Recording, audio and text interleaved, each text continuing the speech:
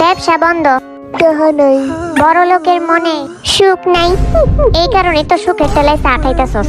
চাটা কিরম হইছে ক, তার এক্সপ্রেশনটা দেখ, নিশ্চয়ই ফালতু হইছে। কুয়েলেন। স্বাগতম রানবিরেশ বাংলা ভাইরারি। আজকের এপিসোডে আমাদের কি হবে?